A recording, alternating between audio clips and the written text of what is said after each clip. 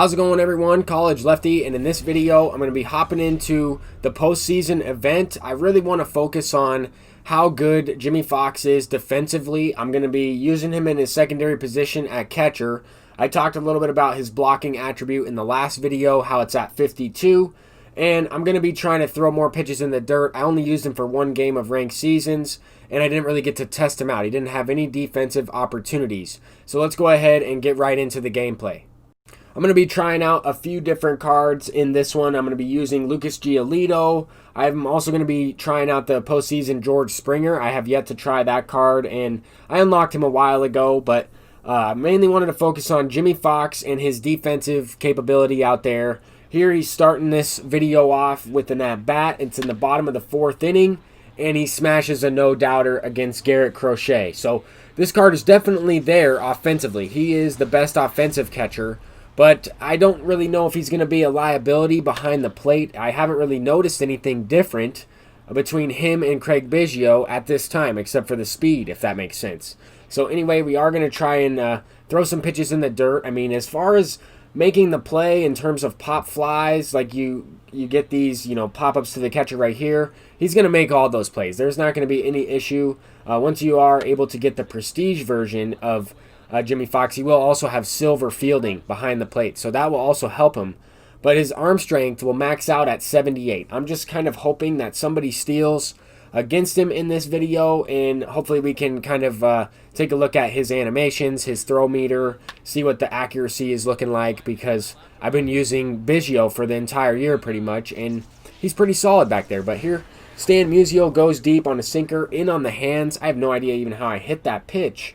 But we do take a 2-run lead. That was a big 2-out hit.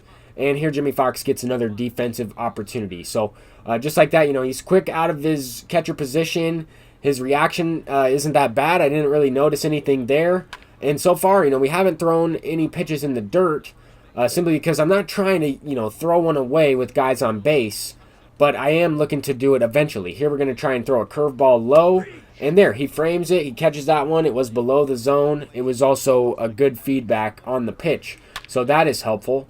Here, this opponent hits a perfect fly ball. And unfortunately, it just stays in the yard. I don't know what happened, but he quit out of that last one. Now we're going up against future star Nate Pearson. I'm trying out this signature series Vita Blue.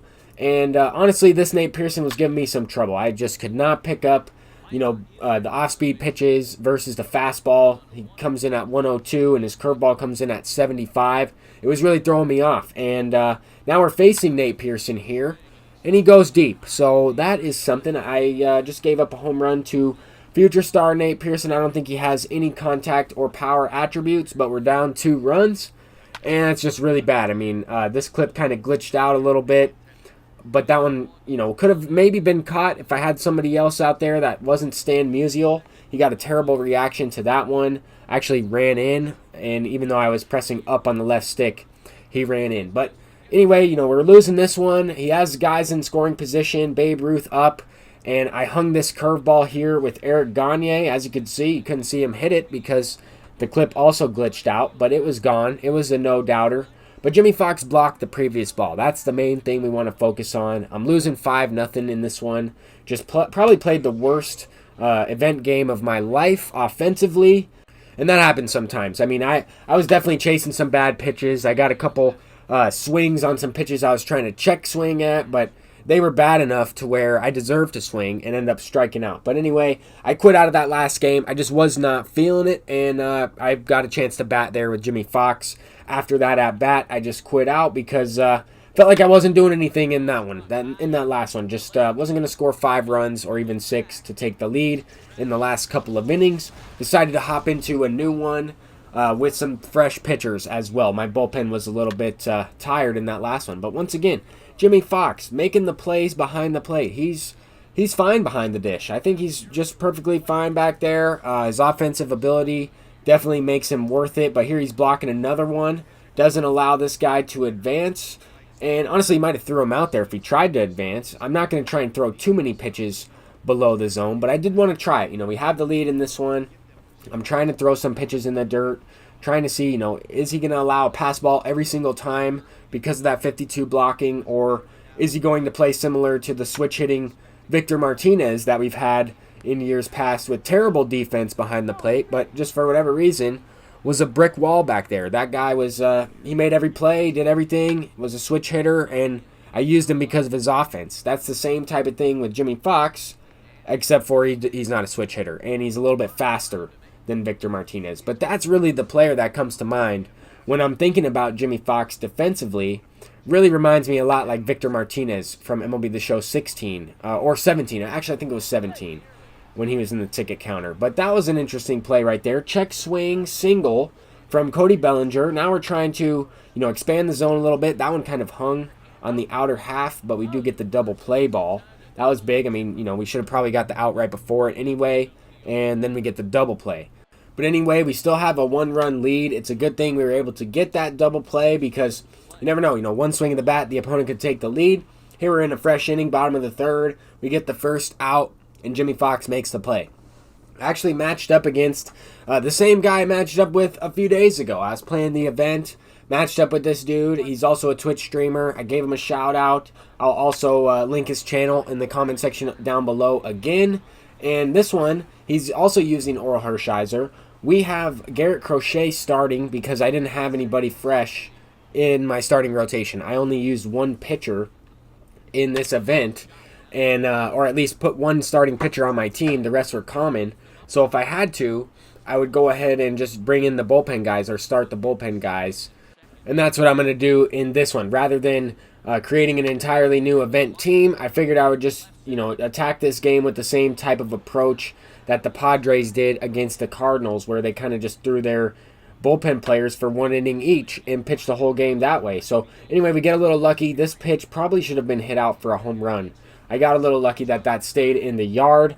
But we do have a 1-0 lead, and top of the third inning, we're going with the Aroldis Chapman in this one. He came in for the last inning, so that's why he has a few more pitches thrown. 2 outs already. That last clip with the outs, the outs were kind of glitching out in this game to where we made an out. It didn't really register right away, and then it registered the next batter. But there, Jimmie Foxx throwing Fernando Tatis out at second base. He got a great animation there, a solid meter, even though his arm accuracy is a little lower.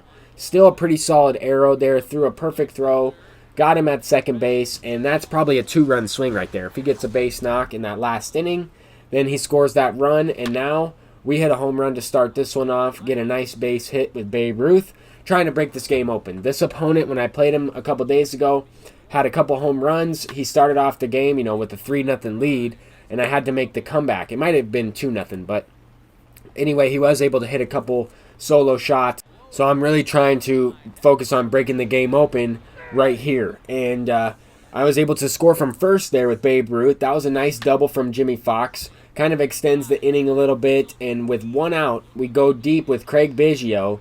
And that's a 3-run homer. Sat on that curveball, pulled it a little bit. Oral Hershiser, 50-something pitches. Maybe he's starting to get a little tired. I'm looking to continue on with, the offensive performance right here. Get a couple more base hits or at least square the ball up. Just unfortunately hit it right to him. But this opponent, he did miss a couple pitches over the middle. I got away with another one right there to Fernando Tatis. Whenever I use Eric Gagne, I just tend to throw pitches right down the middle with him. He has probably the highest ERA out of any pitcher in my bullpen on my ranked seasons team. And I'll probably end up taking him out, honestly, just because whenever I throw the curveball, he hangs it. Whenever I use his off speed, he just throws it down the middle. But anyway, right here we're knocking a base hit up the middle. We have a chance, or at least a play at the plate, and we scored right there. He didn't get a perfect throw, which was big. That extends the inning for Tatis, and he ends up walking it off here with the 3-run shot to cause the mercy rule here in an event game. Bottom of the 5th, he only would have played one more inning anyway. But at the same time, shout out to Sinjanity for playing that last one. And I also want to thank him for even just attempting a steal with Jimmie Foxx behind the plate. Even if he was safe by a mile, I just wanted to at least get one play like that in this video. But anyway, we got a diamond here. 2 headliner packs after winning 5 event games in total. We get a diamond, and it's Max Scherzer. At first, I was a little confused. I saw that it was Scherzer, and I thought for a second it could be, the set 50 headliner one. That was a set 29 headliner pack, and Scherzer also got downgraded, so his price is still pretty good, but I thought for sure that was a 100K diamond pull, It was only like 30 something thousand. Anyway, that's going to do it. I'm College Lefty, and peace out.